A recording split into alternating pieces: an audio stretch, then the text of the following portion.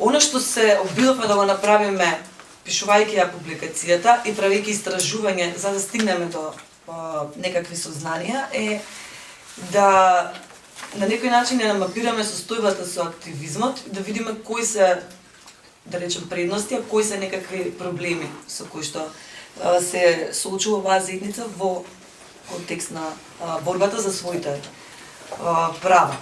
Ние живееме во едно општество кое што на некој начин не ги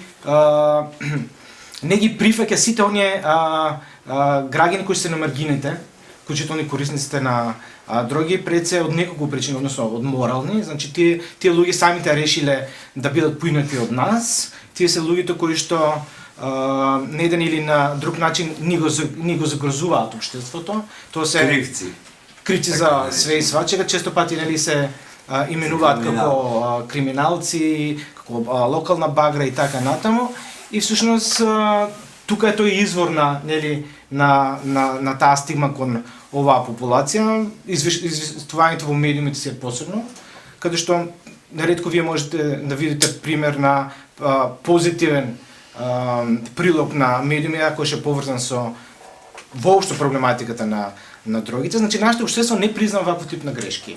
Знаеме дека целата заедница моментално пати од апатија. Таа апатија е затоа што годините се поминуваат, значи работите идат на полошо, екзистенционално веќе не издржуваат. Значи зборувам за 80%. Значи од сите оние кои што 2007 можеле, тоа 2007 е 8 години луѓе. 2000-те е 15 години. 15 години е многу долг период, реално гледано. Значи многу од корисниците кои што беа веќе не постојат. Ризикот е дека често пати прашањето околу употреба на дрога се медикализира, исклучиво се медикализира.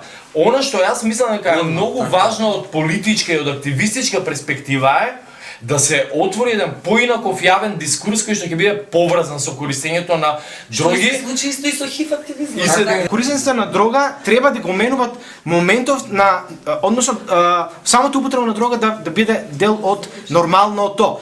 Суштина мислам дека баш тој момент фали, а тоа е нормализацијата на целата проблема. Точно, апсолутно. И ова Славчо го збореше и хајде сега што спомна за у Канада и така натаму, ама тоа се случува во Канада, затоа што во Канада слободно градоначелник може да каже дека е корисник на дрога. Како дошло до таму? Односно, затоа што по сотек на време употребата на дрога станува дел од секојдневниот живот на граѓаните. Значи веќе влегува, тоа е веќе култура на живење која е прифатена како таква во државата. Значи ние тука треба да работиме.